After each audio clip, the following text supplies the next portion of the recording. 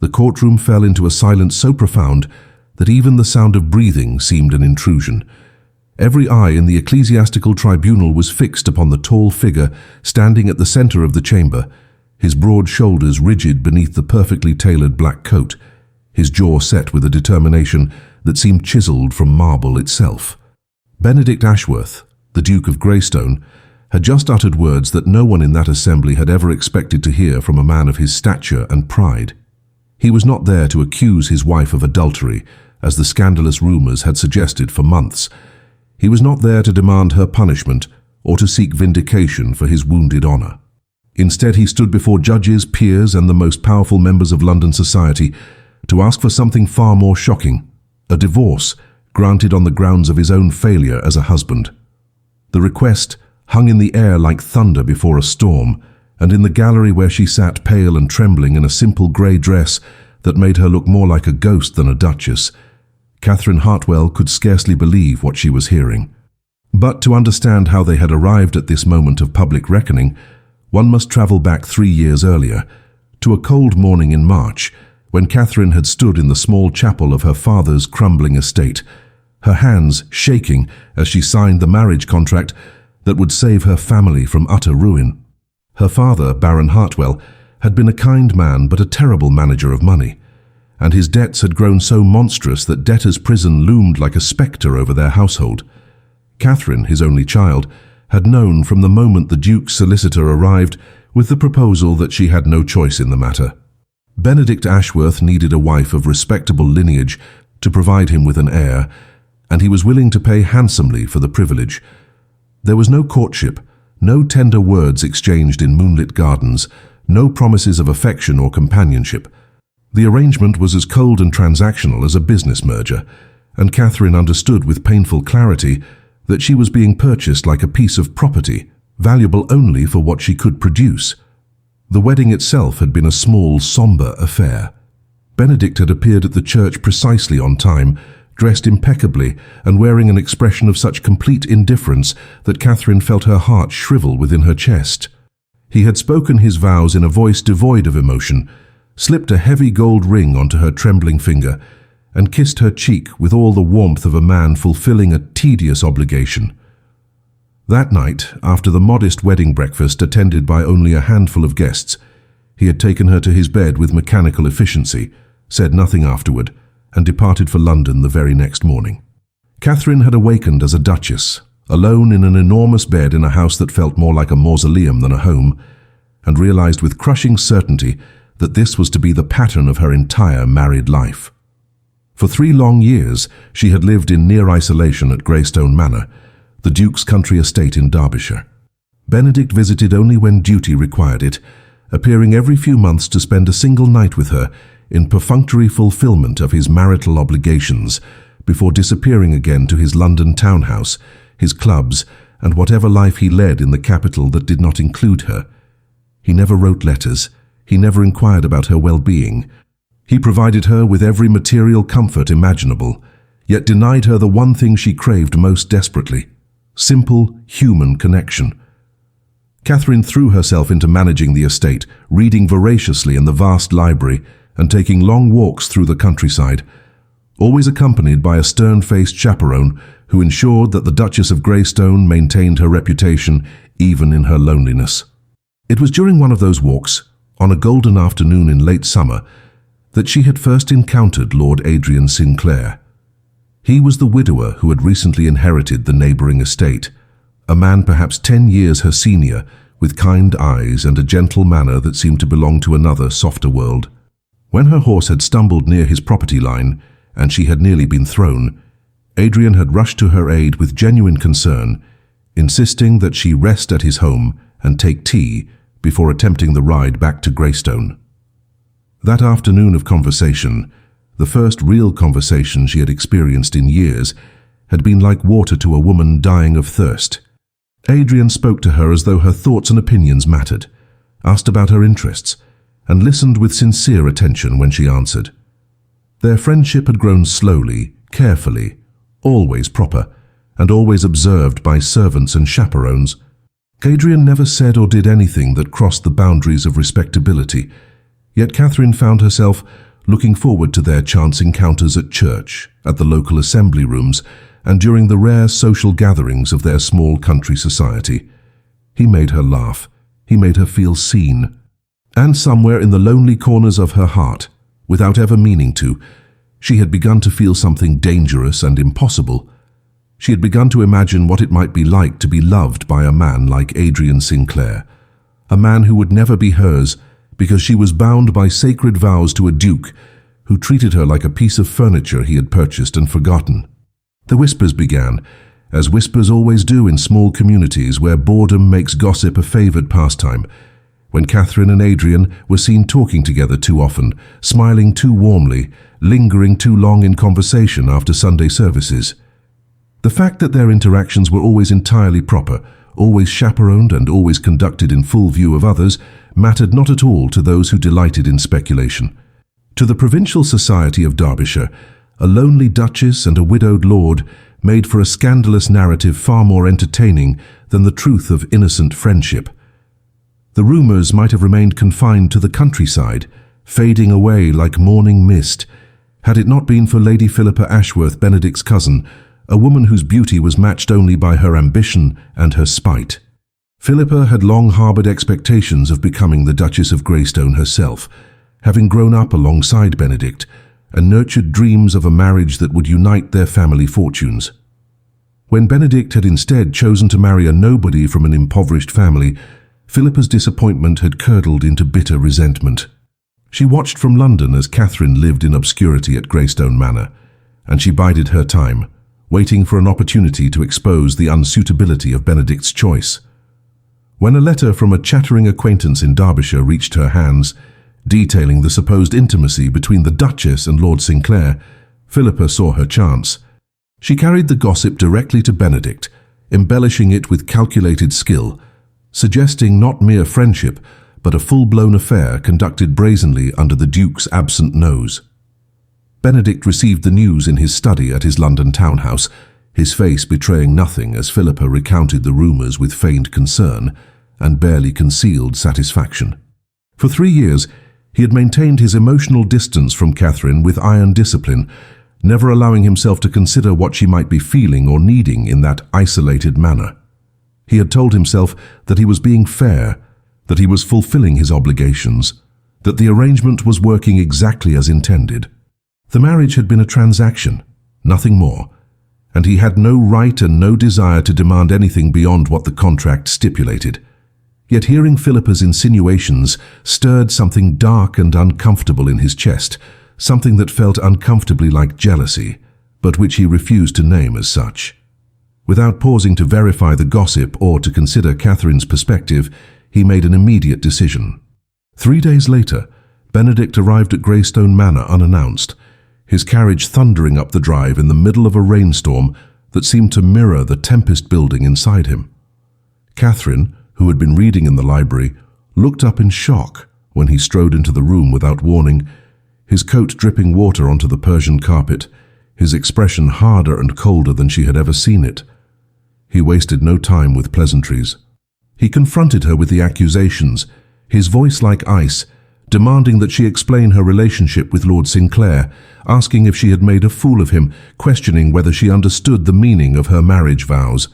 Catherine stood frozen, her book falling from her nerveless fingers, unable to comprehend how her husband, who had shown her nothing but indifference for 3 years, could now stand before her radiating fury over a friendship that had been her only source of joy in an otherwise barren existence. In that terrible moment, faced with his cold judgment and his complete lack of understanding of what his neglect had done to her, something inside Catherine broke. The careful restraint she had maintained for 3 years shattered like glass.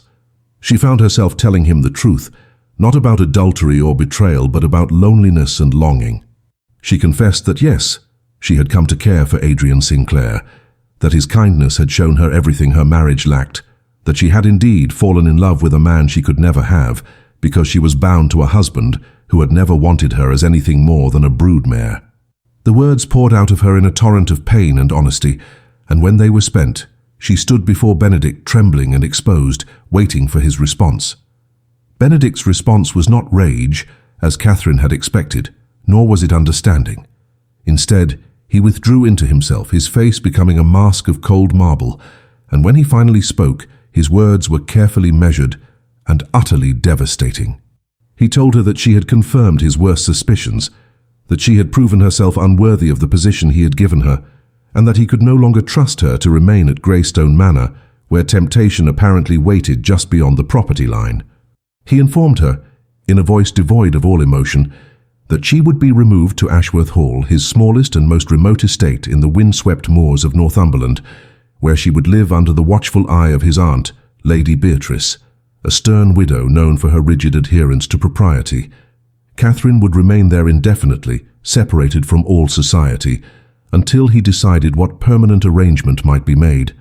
He did not ask for her thoughts on this banishment.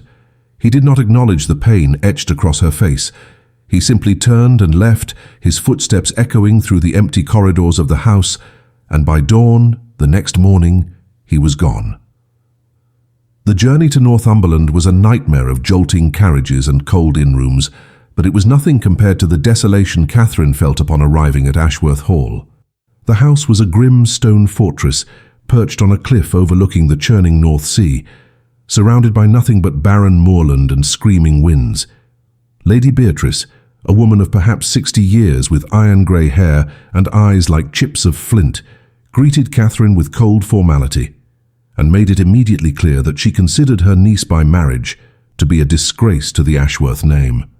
Catherine was given a small suite of rooms in the east wing, far from the main living areas, and was informed that she would take her meals alone, receive no visitors, and engage in no correspondence without Lady Beatrice's express approval. It was, in everything but name, a prison, and Catherine understood with crushing finality that Benedict had not merely banished her from his presence, he had erased her from his life entirely. The weeks that followed blurred together in a haze of grey skies and numbing routine. Catherine woke each morning to the sound of gulls crying over the cliffs, spent her days staring out windows at the endless expanse of moor and sea, and lay awake at night wondering how her life had come to this. She thought constantly of Adrian, not with the passionate longing of a lover, but with the wistful sadness of someone mourning a path not taken. She had been truthful with Benedict when she confessed her feelings, but the confession had been incomplete. Yes, she had developed feelings for Adrian, but she had never acted upon them, never even hinted at them to Adrian himself. Her love for him had been a private grief, a silent acknowledgement of what kindness and respect felt like, a mirror held up to show her exactly what was missing from her marriage. She had never betrayed Benedict in deed, only in the unguarded moments of her own heart, and yet she was being punished as though she had committed the worst of crimes. What Catherine did not know, as she sat in her cold room, watching winter descend upon the moors, was that Benedict was suffering his own private torment in London. After banishing her, he had thrown himself into his usual routines with fierce determination, attending Parliament, managing his business affairs, appearing at all the proper social functions with Philippa often on his arm, playing the role of the wronged husband with convincing stoicism. But at night, alone in his study with a glass of whiskey that never quite numbed the strange ache in his chest, he found himself thinking about Catherine in ways he had never permitted himself before. He remembered the way she had looked on their wedding day, young and frightened and trying so desperately to be brave. He remembered glimpsing her once through a window at Greystone, laughing at something in a book, her face transformed by genuine joy. He remembered the devastation in her eyes when he had confronted her, and the raw honesty of her confession. For 3 years, he had kept her at arm's length, convinced that maintaining emotional distance was the honorable thing to do in a marriage of convenience, never once considering that his honor might be her loneliness. It was during one of those long, sleepless nights that Benedict made a decision that would change everything. He would go to Northumberland, not to forgive Catherine or to reconcile with her, but to speak with her one final time and understand what had truly happened with Lord Sinclair. He told himself it was about obtaining clarity, about making informed decisions regarding their future. He did not yet admit even to himself that what drove him north through winter storms and frozen roads was something far more dangerous than curiosity. It was the beginning of understanding, the first crack in the armor he had worn for so long, the terrible dawning realization that he might have destroyed something precious without ever knowing its value. Benedict arrived at Ashworth Hall on a bitter January afternoon when snow was beginning to fall in thick, heavy flakes that obscured the already desolate landscape. Lady Beatrice received him in the drawing room with her usual rigid formality, offering tea and a detailed accounting of Catherine's behavior during her months of exile. The report was exactly what Benedict had expected. Catherine had been obedient, quiet, and utterly withdrawn, spending her days in solitude and making no trouble whatsoever. Yet something in his aunt's tone, a slight edge of disapproval mixed with something that might have been pity, made Benedict pause. When he asked if Catherine was unwell, Lady Beatrice fixed him with a long, measuring look, before responding that the Duchess was not ill in body, but that a spirit could only endure so much breaking before it ceased to function altogether. The words struck Benedict with unexpected force, and he found himself demanding to see Catherine immediately, despite the late hour and the impropriety of visiting a lady's private chambers. Catherine was standing at the window of her sitting room when the door opened, her figure silhouetted against the grey light of the winter afternoon, so thin and still that for a moment Benedict thought she might be a portrait rather than a living woman. When she turned at the sound of his entrance, he was shocked by the change in her. The girl he had married 3 years ago had possessed a quiet vitality, a spark of life in her eyes despite her nervousness. The woman who faced him now looked like something carved from ice and sorrow. Her cheeks hollow, her eyes enormous in her pale face, her expression one of such profound resignation that it made something twist painfully in his chest. She did not curtsy or greet him with any of the expected formalities. She simply looked at him and waited, as though she had long since stopped expecting anything from him, but more pain. Benedict had rehearsed what he would say during the long journey north, had planned to question her calmly and rationally about Lord Sinclair, to determine the full extent of her betrayal and decide upon the appropriate course of action. But standing there in that cold room, faced with the evidence of what his punishment had done to her, all his carefully prepared words deserted him. Instead, he found himself asking, in a voice that sounded strange even to his own ears, whether she had truly been unfaithful to him. Catherine's response was quiet and utterly weary. She told him that she had never touched Adrian Sinclair beyond a handshake, had never kissed him, had never been alone with him without proper chaperones, had never done anything that could be called adultery by any definition except perhaps the one that judged the secret contents of a lonely heart. She had been guilty only of finding comfort in a friendship that reminded her she was still human, still capable of feeling something other than the numbness that had become her constant companion in a marriage where she was nothing more than an obligation fulfilled and forgotten. The truth of her words hit Benedict like a physical blow, and with it came a cascade of realizations that he could no longer deny or avoid. He had punished her not for what she had done, but for what he had feared she might feel, and in doing so he had revealed the hypocrisy at the core of his own behavior. He had maintained his emotional distance from her, had treated her with calculated indifference, had made it abundantly clear that she was merely a means to an end, and then had been outraged when she had sought basic human kindness elsewhere. He had accused her of betraying vows that he himself had never truly honored, because honoring a marriage meant more than simply appearing in one's wife's bed every few months to ensure the production of an heir. It meant seeing her, knowing her, caring whether she was happy or suffering. And he had done none of those things. In that moment, standing in the fading light of a winter afternoon with snow falling outside, and a woman who looked half dead from loneliness before him, Benedict Ashworth experienced something he had not felt since his mother's death when he was 12 years old. He felt the full weight of grief and regret pressing down upon his chest until he could barely breathe. He realized with devastating clarity that Catherine had never been the problem. He had been.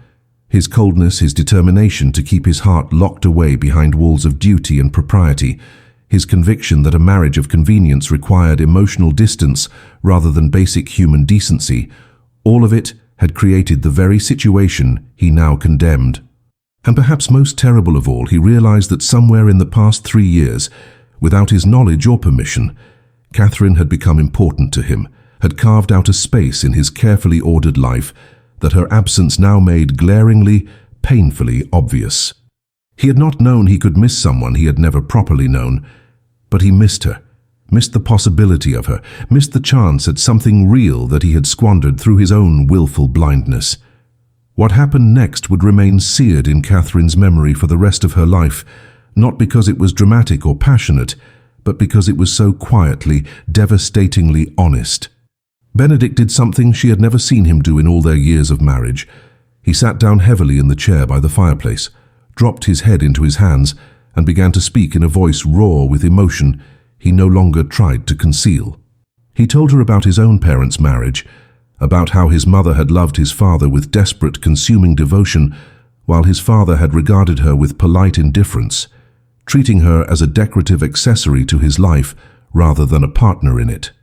Benedict had watched his mother wither under that neglect, had seen her become a ghost in her own home, and when she had died of a fever when he was 12, he had heard his father remark to a colleague that it was unfortunate, but not unexpected, as she had always been rather fragile. That moment had crystallized something in young Benedict's mind.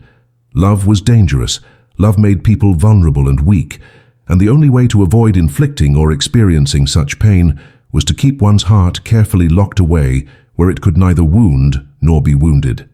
He had carried that conviction into adulthood, had built his entire life around the principle of emotional self-sufficiency, and when circumstances had required him to marry, he had deliberately chosen a bride he thought he could never love, a woman from circumstances so different from his own that there would be no risk of emotional entanglement. He had convinced himself that by maintaining distance from Catherine he was being kind, was sparing both of them the messy complications of sentiment in what was meant to be a practical arrangement.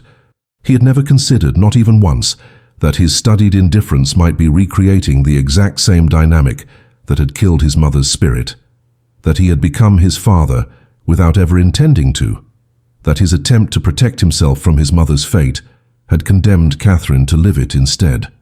The realization had come to him slowly over the months since he had banished her, creeping in during sleepless nights, when he found himself wondering what she was doing, whether she was warm enough, whether she was eating properly, whether she ever thought of him with anything other than the resignation he had seen in her eyes. He confessed to Catherine that he had investigated the rumors about her and Adrian with thoroughness that surprised even himself, had interviewed servants, had spoken discreetly with neighbors, had even confronted Adrian Sinclair directly in a conversation that had left Benedict feeling ashamed of his own assumptions. Every piece of evidence had confirmed exactly what Catherine had told him. There had been no affair, no impropriety, nothing but a friendship between two lonely people that had been entirely innocent. Adrian himself had been bewildered and distressed by the accusations, had spoken of Catherine with respectful admiration and nothing more, had made it clear that he had never viewed her as anything other than a kind neighbor deserving of friendship in her isolation. Benedict had returned to London from that conversation, forced to confront an uncomfortable truth. He had wanted to believe the worst of Catherine not because the evidence supported it, but because believing she had betrayed him was easier than acknowledging his own failures as a husband. But the most difficult confession came last, spoken so quietly that Catherine had to lean forward to hear it over the howling wind outside. Benedict admitted that during his investigation, during the long weeks of forcing himself to examine his own behavior with brutal honesty, he had discovered something that terrified him more than any scandal or public humiliation ever could. He had discovered that he cared about Catherine, truly cared in a way that went far beyond duty or obligation or concern for his reputation. He did not know when it had happened, could not point to a specific moment when she had become more to him than simply the wife he had purchased to fulfill a function. Perhaps it had been gradual, accumulating through 3 years of brief encounters and unacknowledged longing. Perhaps it had been sudden, crystallizing in the moment when Philippa had first suggested Catherine might love another man, and Benedict had felt his chest constrict with something that could only be called jealousy. Whenever it had begun, he could no longer deny its existence, and the knowledge that he had realized his own feelings only after he had destroyed any chance of them being reciprocated was a punishment far worse than any scandal society could devise. Catherine listened to this outpouring of confession and regret with a heart that felt torn between anger and something dangerously close to hope. For 3 years, she had believed herself utterly alone in her longing for connection. had convinced herself that Benedict was incapable of feeling anything for her beyond cold civility. To hear him now, vulnerable and honest, in a way she had never imagined possible, admitting his own mistakes and his own unexpected feelings, was almost too much to process. She did not know whether to rage at him for the years of loneliness he had inflicted, to weep for the tragedy of two people who had wounded each other through misunderstanding and fear, or to allow herself the dangerous luxury of believing that perhaps even now something might be salvaged from the wreckage of their marriage. She remained silent, watching him, waiting to see what he would do with this newfound self-awareness, whether it would lead to action or merely dissolve into more empty words. Benedict lifted his head and looked at Catherine with an intensity that made her breath catch in her throat. And when he spoke again, his words carried the weight of a vow more sacred than any they had exchanged in that cold chapel 3 years ago. He told her that he understood if she could never forgive him, that he had no right to ask for her understanding or her patience after what he had done, but that he intended to make things right, regardless of whether she ever chose to accept him back into her life. He would not ask her to return to a marriage built on the same broken foundation as before. Instead, he would give her something far more precious: her freedom. He would seek a divorce, a scandalous and nearly impossible proceeding that would destroy his reputation and position in society, but which would free her from vows that had brought her nothing but suffering. And once she was free, once she was no longer bound to him by law or obligation, he would do what he should have done from the very beginning. He would court her properly, as a man courts a woman he admires and respects, with no guarantees and no claims upon her affections, giving her the choice he had stolen from her when he had purchased her like property to save her father from debtor's prison. The proposal was so unexpected, so completely contrary to everything Catherine understood about Benedict and about the rigid social order in which they lived, that for a long moment she could only stare at him in stunned silence. Divorce was not merely scandalous, it was almost unheard of among the aristocracy, requiring an act of parliament and the willingness to endure social exile and public humiliation. A duke seeking divorce from his duchess would be the scandal of the century, would likely result in Benedict being shunned by his peers, losing his standing in parliament, and becoming a pariah in the society that had been his entire world. He would be sacrificing everything he had spent his life building, all for the sake of freeing a woman he had admitted he had never properly valued until it was too late. Catherine's mind reeled with the implications, with the sheer magnitude of what he was offering, but more than that, she found herself struggling with her own tangled emotions. She had spent months nurturing her anger at Benedict, feeding her resentment and her grief, convincing herself that she wanted nothing more than to be free of him. Yet now, faced with the reality of that freedom, she discovered something unexpected. She did not want to be free of Benedict Ashworth. She wanted the man who sat before her now, vulnerable and honest and willing to sacrifice everything for her sake. She wanted the marriage they might have had if they had both been brave enough to reach for it from the beginning. But Catherine was not a fool, and 3 years of disappointment had taught her to be cautious with her hope. She asked Benedict the question that mattered most. Why should she believe that this transformation was real and lasting, rather than simply another form of duty performed because his conscience demanded it? How could she trust that he would not retreat behind his walls of cold politeness the moment the crisis had passed and life returned to its normal rhythms? Benedict's answer was simple and devastating in its directness. He told her that he could not prove his sincerity with words, that words had been his weapon of choice for too long, used to maintain distance and avoid genuine connection. The only proof he could offer was action, and the action he intended to take would be so public, so irreversible, and so costly to himself that there could be no doubt of his commitment. He would go before the ecclesiastical court and before Parliament itself, would stand in front of everyone who mattered in their world, and would confess publicly that he had failed as a husband, that Catherine deserved better than what he had given her, and that he was willingly surrendering everything to give her the choice and the freedom she should have had from the beginning. The plan was audacious and terrifying in equal measure, and Catherine understood immediately that Benedict was not merely offering to free her from their marriage, he was offering to make a grand public gesture that would vindicate her in the eyes of society while simultaneously destroying his own reputation. The rumors that had circulated about her supposed affair with Adrian would be replaced by a far more compelling narrative, that of a cold, neglectful husband who had finally recognized his own failures and was willing to pay the ultimate price to make amends.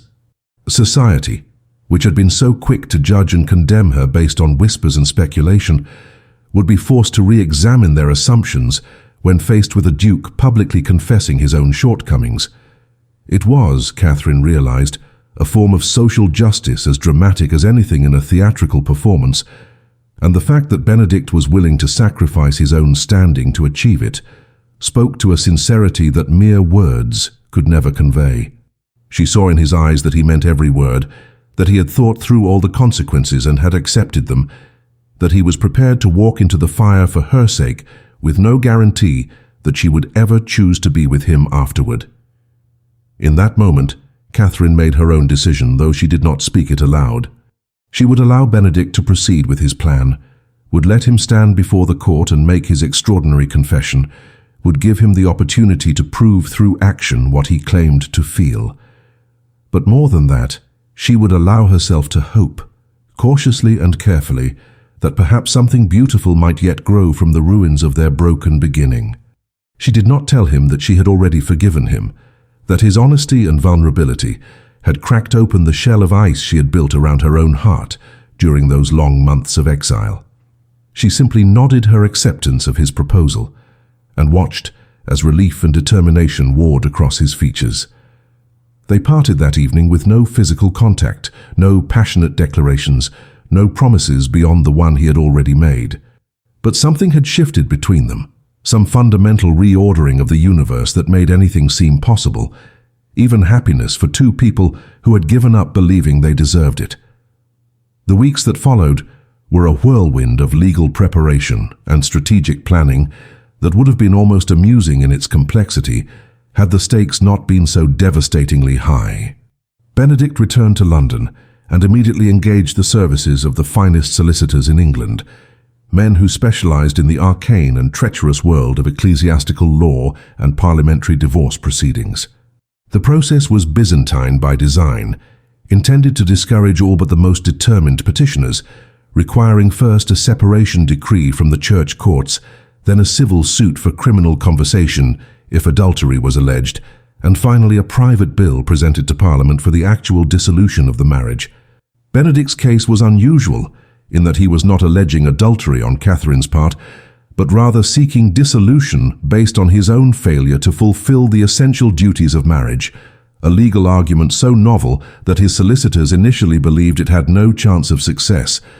But Benedict was not interested in legal precedent or probability of success. He was interested in making a public statement, and he was prepared to use every resource at his disposal to ensure that statement was heard by everyone who mattered. The Ecclesiastical Tribunal was convened in late March at the Archbishop's Court in London, and the news spread through society like wildfire. A duke seeking to divorce his duchess was extraordinary enough, but the rumors about the grounds for the petition, whispered in drawing rooms and gentlemen's clubs across the city, were even more sensational. Benedict had refused to allow his solicitors to pursue the easier path of accusing Catherine of adultery, even though Philippa and others had offered to provide testimony that would have made such a case relatively simple. Instead, he had insisted on a petition that laid the blame entirely at his own feet, arguing that he had entered the marriage under false pretenses, had treated his wife with neglect that amounted to constructive abandonment, and had failed to provide the companionship and affection that were the essential foundations of a Christian union. The legal community was baffled, society was scandalized, and the Archbishop himself requested a private meeting with Benedict to determine whether the Duke had taken leave of his senses.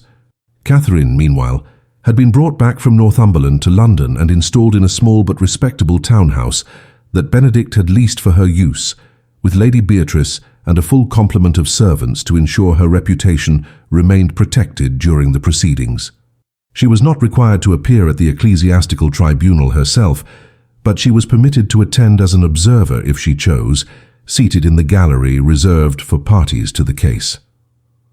On the morning of the hearing, Catherine dressed with great care in a gown of deep blue silk that brought colour to her still pale cheeks, and made her way to the court with her heart hammering so violently she feared it might burst from her chest. She had no idea what Benedict would actually say when called to testify, knew only that whatever happened in that courtroom would determine the entire course of her future, and quite possibly his as well. The courtroom itself was packed to capacity with peers, clergy, and members of society who had claimed every available seat to witness what promised to be the most dramatic proceeding in recent memory. The judges sat in their imposing robes at the front of the chamber, their faces grave and skeptical as they reviewed the petition before them. Benedict's solicitor presented the case with dry legal precision, outlining the grounds for dissolution and calling several witnesses who could attest to the Duke's prolonged absences from the marital home and his failure to establish a proper household with his wife. The testimony was damning in its factual accuracy, painting a picture of a marriage that existed only on paper, and Catherine watched from her seat in the gallery as the judge's expressions shifted from skepticism to consideration. But everyone in that courtroom knew that the real moment, the testimony that would determine the outcome of the entire proceeding, would come when Benedict himself took the stand to explain his petition in his own words. When Benedict finally rose and walked to the witness box, the silence in the courtroom was absolute. He stood tall and composed, his face showing none of the vulnerability he had revealed to Catherine in that cold room in Northumberland. But Catherine could see the tension in his shoulders and the determination in his eyes. He placed his hand on the Bible, swore his oath to tell the truth, and then turned to face the judges and the assembled crowd with the bearing of a man about to walk willingly into battle. His solicitor asked him the formal question required by law. Did he, Benedict James Ashworth, Duke of Greystone, seek the dissolution of his marriage to Catherine Anne Ashworth, Duchess of Greystone, and on what grounds did he base this petition? Benedict's answer, delivered in a voice that carried to every corner of the crowded chamber, would become the talk of London for months to come and would change both their lives forever. Benedict spoke with a clarity and conviction that left no room for doubt or misinterpretation, his words falling into the hushed courtroom like stones dropped into still water, creating ripples that would spread far beyond that single moment. He confirmed that yes, he sought the dissolution of his marriage, but not because his wife had failed in any way to uphold her vows or fulfill her duties. Rather, he sought dissolution because he himself had entered into the marriage with a fundamentally flawed understanding of what those vows meant, had treated the sacrament of matrimony as nothing more than a business transaction, and had subjected his wife to 3 years of emotional neglect so profound that it constituted a betrayal of everything marriage was meant to represent. He stated plainly, with no attempt to soften or excuse his behavior, that he had married Catherine Hartwell solely to obtain an heir, and had paid her father handsomely for the privilege, never once considering that in doing so he was purchasing a human being with thoughts, feelings, and needs that deserved to be honored and respected. He went further, describing in unflinching detail the pattern of his behavior throughout their marriage, his prolonged absences, his refusal to communicate with her beyond the bare minimum required by civility, his treatment of her as a piece of furniture installed at his country estate and visited only when biological necessity demanded it. He acknowledged that when rumors of an inappropriate friendship between Catherine and a neighbor had reached his ears, he had responded not with concern for his wife's well-being or curiosity about what might have driven her to seek companionship elsewhere, but with immediate accusations and punishment. He admitted that he had banished her to his most remote property without trial or hearing, had subjected her to months of isolation and surveillance, and had done all of this while congratulating himself on his own righteousness and sense of wounded honor. And then, in words that made several people in the gallery gasp audibly, he stated that his subsequent investigation had proven beyond any doubt that Catherine had never been unfaithful to him indeed, that the friendship he had condemned had been entirely innocent, and that if anyone's behavior in their marriage merited censure and condemnation, it was his own. The judges leaned forward in their seats, clearly riveted by testimony, unlike anything they had heard in decades of presiding over matrimonial cases. One of them interrupted to ask Benedict directly whether he understood that by making such admissions, he was essentially destroying any future petition he might bring against his wife, was surrendering all grounds for complaint and was placing himself entirely at the mercy of her goodwill and the court's discretion. Benedict's response was immediate and unwavering. He stated that he understood perfectly that he had no intention of ever bringing complaint against Catherine for anything, and that the entire purpose of these proceedings was not to punish or blame her, but to free her from a situation he had created through his own emotional cowardice and his own misguided attempt to protect himself from vulnerability by denying her basic human connection. Then Benedict did something that no one in that courtroom had anticipated, something so unprecedented that it would be discussed and debated in legal circles for years afterward. He turned away from the judges and looked directly at Catherine, seated in the gallery with tears streaming silently down her face, and he addressed her rather than the court. He told her in front of everyone assembled that he was profoundly sorry for every moment of loneliness and pain he had caused her, that she deserved so much more than what he had given her, and that while he could not undo the past 3 years, he could at least give her the freedom to choose her own future. He stated that once the dissolution was granted, once she was free of him legally and socially, he intended to begin again as though they had never met, to approach her not as a husband claiming rights or a duke dispensing obligations, but as a man who admired her strength and resilience and who wished, if she would permit it, to earn her regard through actions rather than assumptions. The courtroom erupted in whispers and shocked exclamations that the judges had to silence with sharp raps of the gavel, but Catherine heard none of it. She sat frozen in her seat, her eyes locked on Benedict's face, seeing in his expression the same raw honesty he had shown her in Northumberland, but now magnified and made public for all the world to witness. He was not merely apologizing or making promises in private where words were easy and consequences distant. He was standing in the most public forum imaginable, before judges and peers and all of society, and was willingly destroying his own reputation to restore hers. He was demonstrating in the most dramatic way possible that he valued her happiness and her freedom more than he valued his own standing, his own pride, or his own comfort. It was a grand gesture worthy of the most romantic novels Catherine had ever read, but it was also something far more precious. It was real, costly, and irreversible, the kind of proof that could not be faked or undone, and it spoke to a transformation in Benedict that went bone deep. The judges retired to deliberate, but the outcome was never truly in doubt. Benedict's testimony had been so comprehensive, so damning of his own behavior, and so clearly sincere that the court had little choice but to grant the petition for separation, the first step in the long process toward full dissolution. What was remarkable, however, was the speed with which the ecclesiastical court moved, and the statement that accompanied their decision. The presiding judge, a man known for his conservative views and his reluctance to grant dissolutions under any circumstances, read aloud a judgment that praised Benedict for his honesty and his willingness to acknowledge his failures, stated that Catherine had been gravely wronged by a husband who had treated the sacred bonds of marriage with callous disregard, and declared that the separation was granted with the court's hope that both parties might find in time the happiness and companionship that their current union had so clearly failed to provide. The judgment was, in essence, a public vindication of Catherine and a public censure of Benedict, exactly as he had intended, and the moment it was read, the whispers that had followed Catherine for months, the rumours of her supposed impropriety with Lord Sinclair, evaporated like morning mist under the burning sun of truth. The social impact was immediate and dramatic. Within days, Catherine found herself receiving callers at her townhouse, ladies who had previously cut her in public now arriving with cards and invitations, expressing their sympathy for her suffering and their admiration for her dignity throughout the ordeal.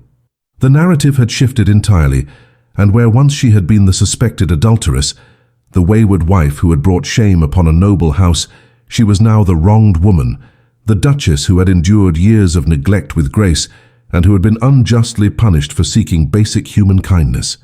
Invitations poured in for balls, dinners, and theatre parties, everyone eager to show their support for the tragic Duchess of Greystone and to demonstrate their disapproval of the Duke's past behaviour.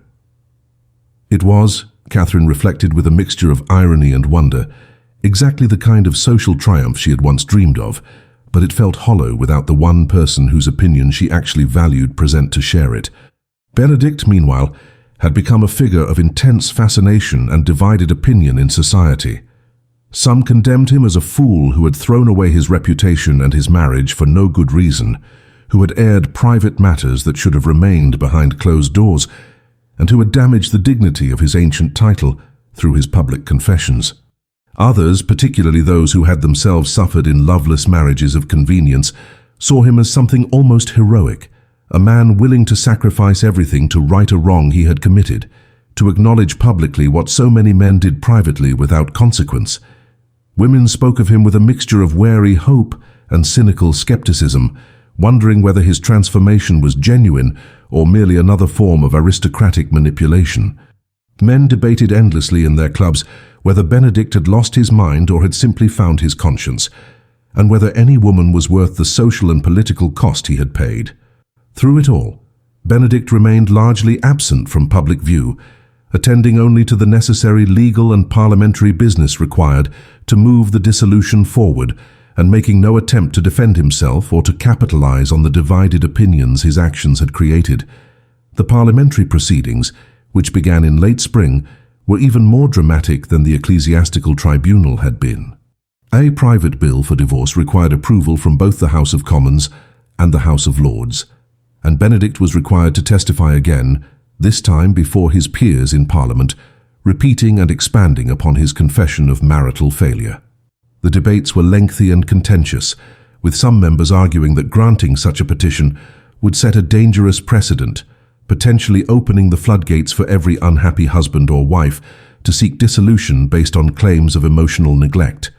Others argued that the circumstances were extraordinary, that Benedict's willingness to accept full responsibility and to bear all social and financial consequences demonstrated that this was not a frivolous petition, but rather a genuine attempt to correct a serious wrong.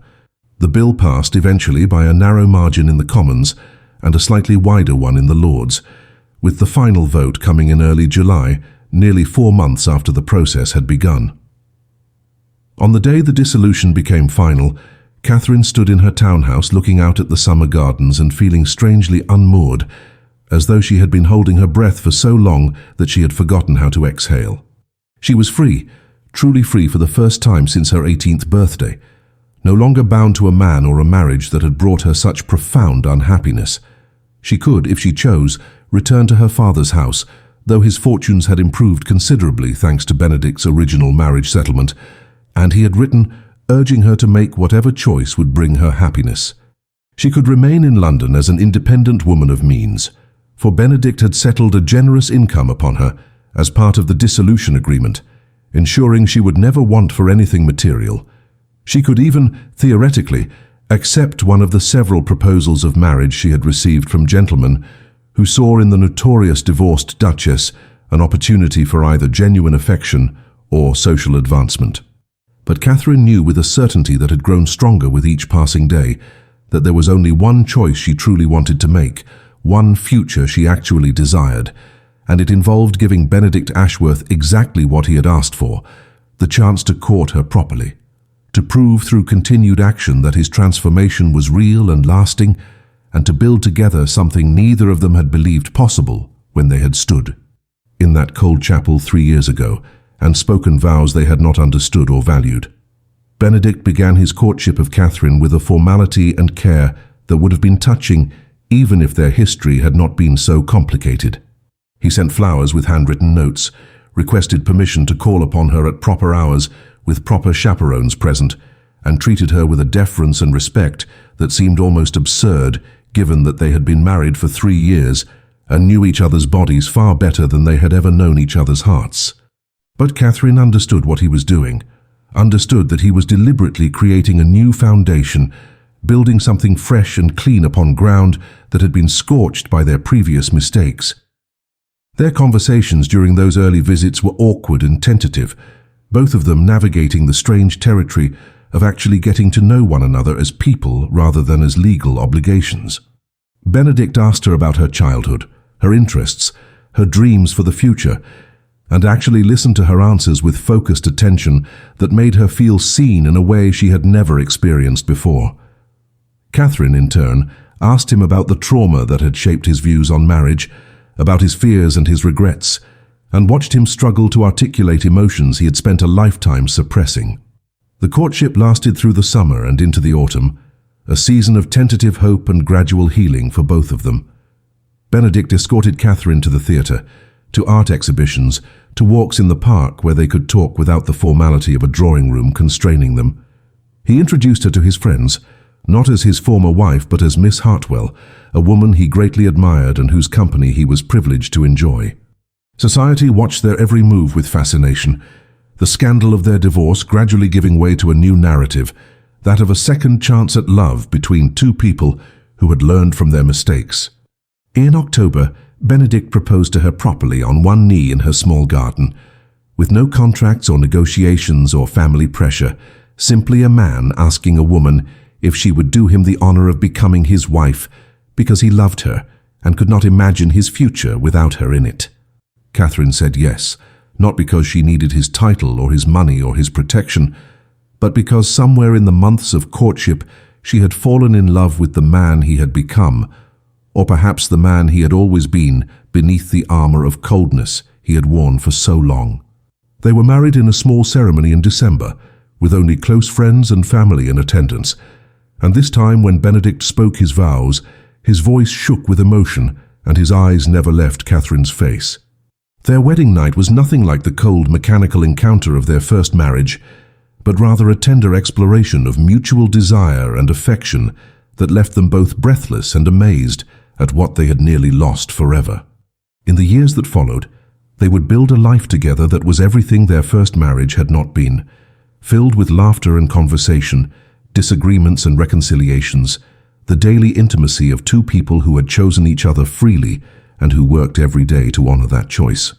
Catherine became not just a duchess in name, but a true partner to Benedict in all his endeavors, and he became not just a husband, but her greatest advocate and her dearest friend. They had 3 children, each one treasured and loved, and they grew old together in a happiness neither had believed possible on that cold March morning when they had first stood together in a chapel and spoken vows they had not understood. The story of the Duke and Duchess of Greystone became something of a legend in their social circle, whispered about in drawing rooms and used as an example in cautionary tales and romantic fantasies alike. Some saw it as proof that even the most broken situations could be redeemed through honesty and courage. Others saw it as a scandalous aberration, a violation of proper social order that should never be emulated. But for Catherine and Benedict themselves, it was simply their story. The path they had walked from darkness into light, from loneliness into love, from the prison of duty into the freedom of choice. They knew in a way that perhaps only those who have nearly lost everything can truly understand, that happiness was not a birthright or a guarantee, but rather something that had to be chosen and fought for and protected every single day, with actions rather than words, with vulnerability rather than pride, with the courage to be seen and to see others in return. And so, dear listener, as we close this tale of second chances and hard-won redemptions, I leave you with this thought to carry into your own life. The value of a person is not determined by how others see them, but by the strength and grace they carry within themselves, often invisible to the world until someone finally takes the time to truly look. Catherine's worth was always there, waiting to be recognized, just as your own worth exists whether or not anyone has yet acknowledged it. And sometimes, the greatest love stories are not about finding someone perfect, but about finding someone willing to see their own flaws, to grow, to change, and to fight for the chance to love you better than they did before. We all deserve a Benedict who will stand before the world and claim us, not in our perfection, but in our full humanity, and we all deserve to be the Catherine who knows her own value well enough to demand nothing less. May you find, or create, your own second chances, your own moments of vindication and your own happily ever after, built not on fantasy, but on the solid ground of honesty, courage, and real, transformative love.